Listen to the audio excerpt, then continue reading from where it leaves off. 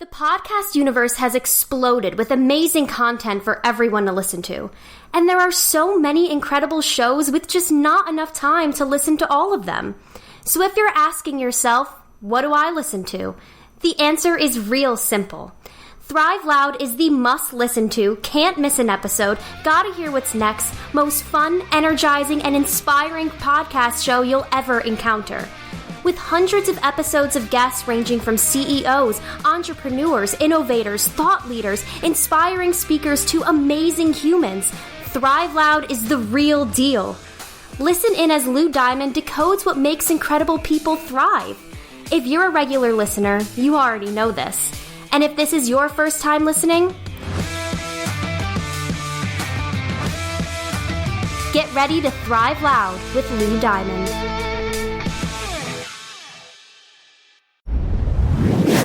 All right, welcome to a special episode of Thrive Loud. This is one of our favorite catch-up episodes. I do a lot of traveling. I fly all over the place. I speak at different places. And when I go to cool places that are outside of where I live, I love to pass by and, if I can, connect with other amazing Thrive Loud guests. And I have one of my favorite Thrive Loud alum on the program here today to catch up with our Thrive Loud listeners, Jacklyn Dallas. How are you? Yeah, thank you so much for having me on. I'm excited. I think our last episode was a year ago now. This is kind of crazy because you're right. I looked at it. We interviewed in June of 2018. We probably spoke a little before that, but the episode launched then.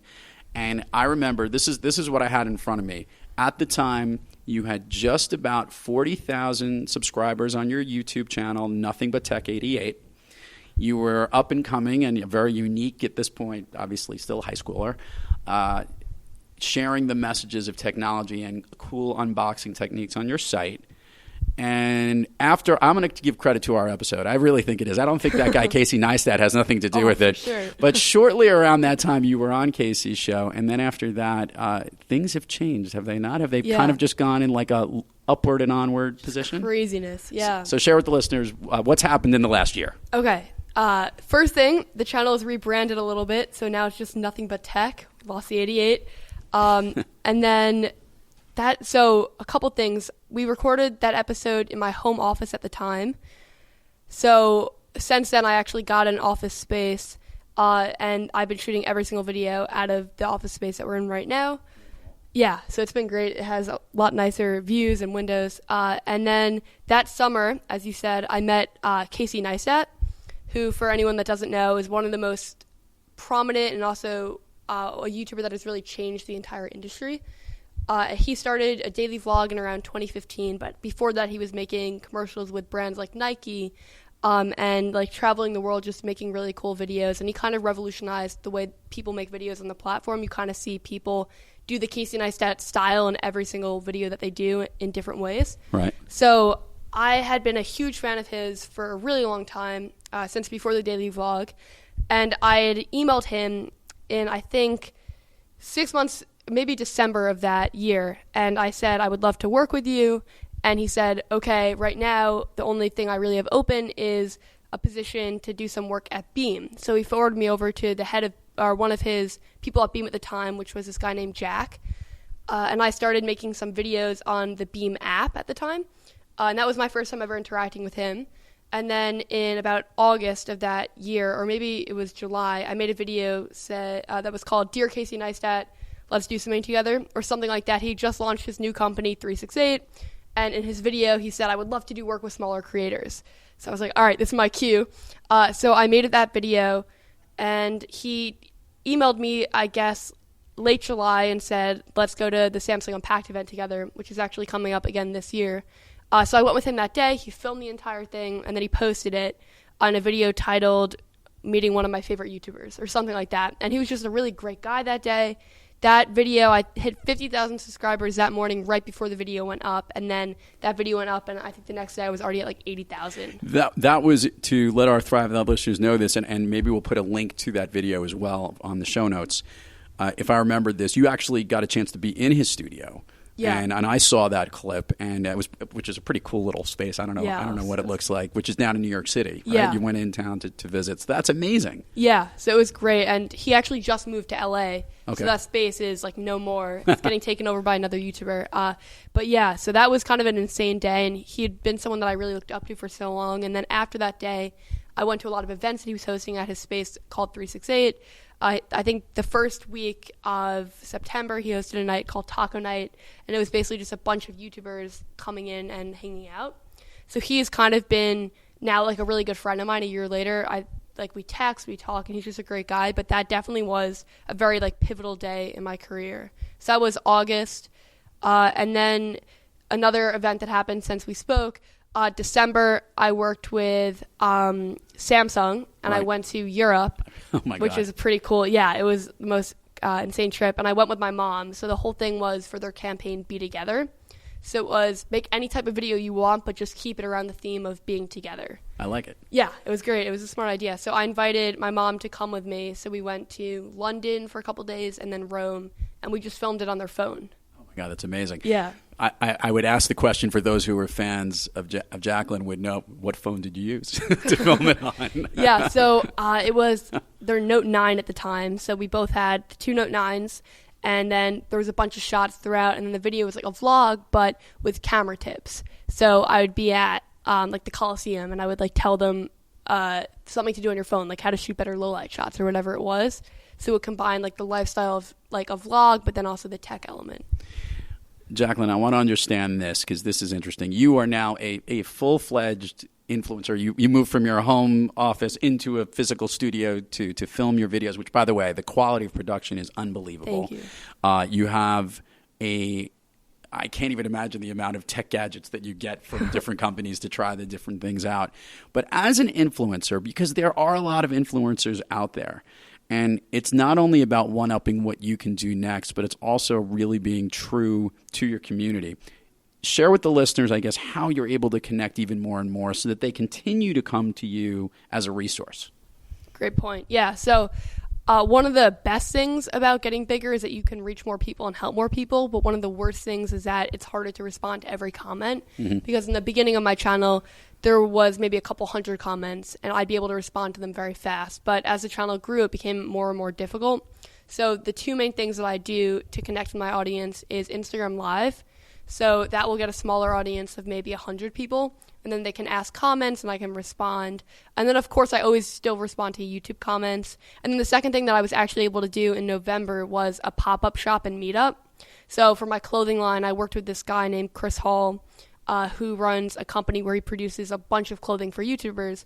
And we ran a shop and a panel that night. So people came in all day and were able to try on the clothing and kind of support the channel, but also meet me, take a couple photos and talk. And then that night we ran an hour-long panel where people could ask questions about starting a YouTube channel, how we started.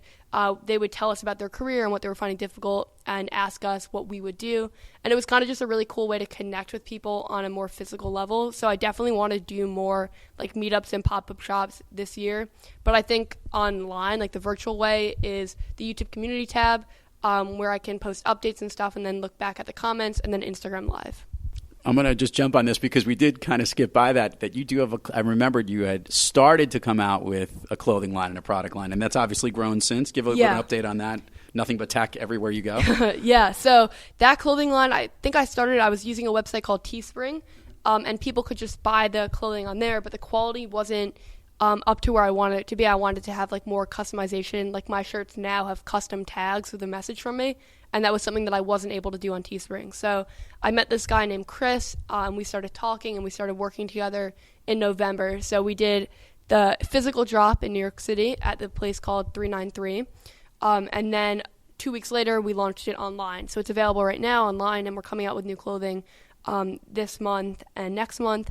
But it has been a really interesting thing because I always say that YouTube is a job where you wear so many different hats. Like when I was younger, I wanted to do so many different things. I wanted to do like public speaking. I wanted to design clothing. I wanted to make videos. And in a normal job, you wouldn't have the ability to do all three things. But YouTube acts as a platform and a key to open up so many new doors. And one of them has been designing clothing and being able to see people wearing your designs, which has definitely been a really cool experience that I never thought I would really have. So let's talk about YouTube for a quick second. Obviously, look, the platform is tremendous. There have been some interesting challenges of late. I actually had a conversation with my son, who's a frequent YouTube viewer, goes on and watches food videos all the time. But he had said that there's a tremendous amount of technology and algorithmic politics, I guess, if you would, around what's going on with the channel. So you're on YouTube all the time. I guess this has to do with just the ever growth of it, or trying to make sure that they continue to message to the right people? Yeah.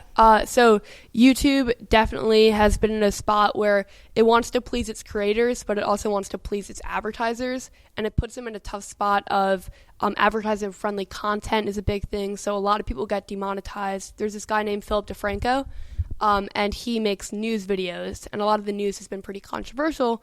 And they would consider a lot of his videos not advertiser-friendly. So he puts in a lot of work, and then he doesn't get paid for it. So that's been a big thing. The other main thing is that they do YouTube Rewind every year, and they like to keep advertiser-friendly creators in YouTube Rewind. So some of the most prominent creators of the year weren't in YouTube Rewind for that reason.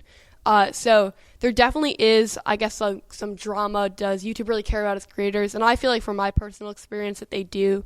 I feel like they also have to be a business. So it becomes to them like, how do I keep my advertisers friendly but also keep the creators happy, or how do I keep the content advertiser friendly but also keep creators happy because the creators are making the platform.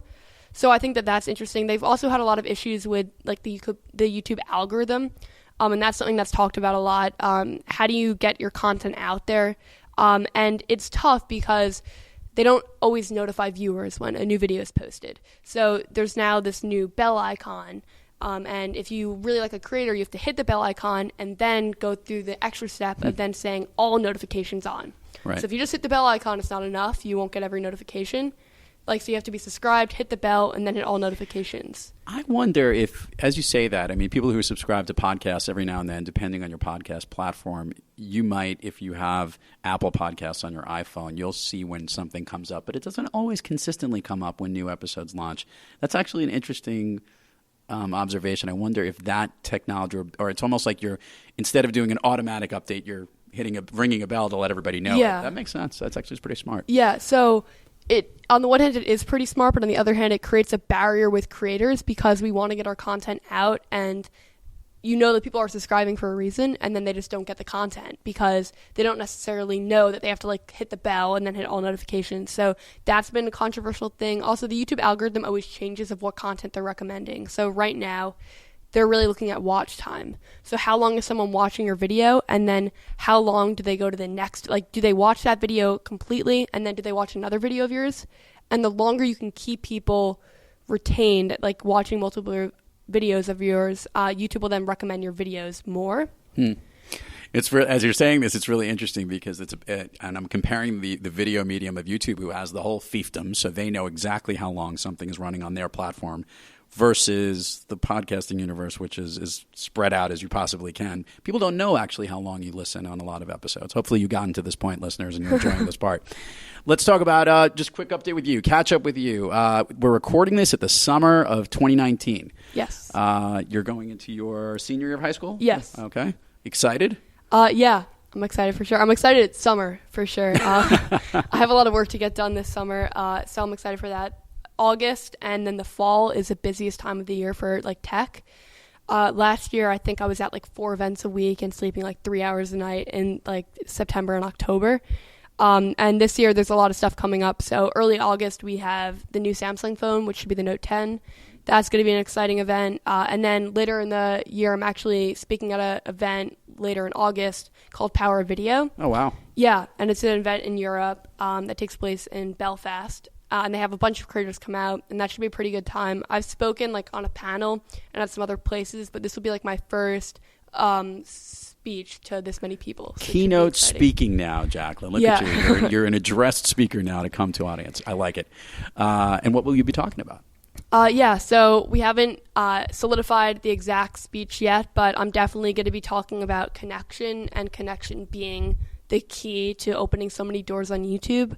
I think that if I didn't have, or if I didn't make the effort to connect with different people, I wouldn't be where I am today. And I think that not just from a growth standpoint of meeting more popular YouTubers who then can help you grow your channel, but I also think from like a sanity standpoint, when you're not sleeping a lot and you have so many things to get done, there's like a camaraderie in the fact that there's like 20 other YouTubers dealing with the same stuff.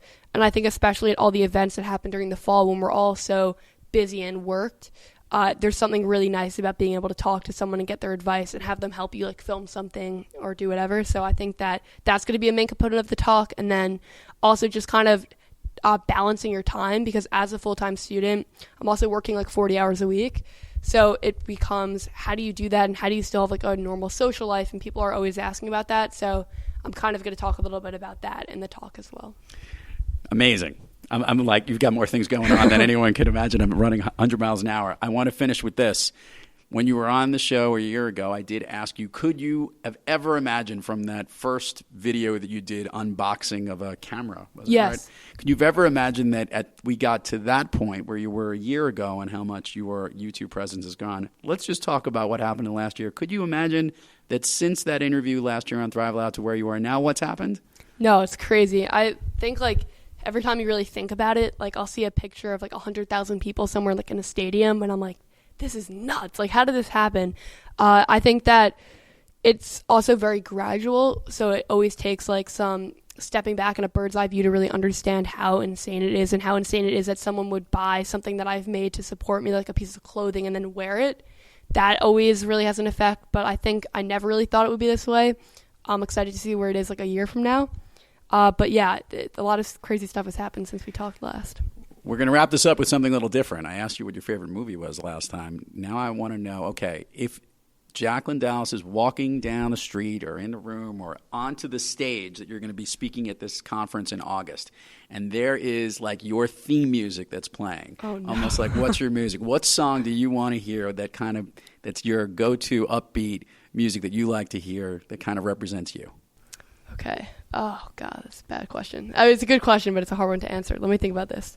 All right, this is a little bit of a cop-out answer, but I would say anything from Epidemic Sounds. They're a company I work with a lot, and they offer royalty-free music, so that's going to be my go-to. But they actually have really good stuff on there. Okay, I like that. That's actually pretty funny. That's well on brand there. Staying in your lane has been the key, focused on your YouTube, continuing to drive forward. Jacklyn, great to catch up with you. Yeah, thank you so much. And to all our Thrive Loud listeners out there, thank you for joining us. Until next time, keep thriving onward and upward. And remember, be brief, be bright, be God.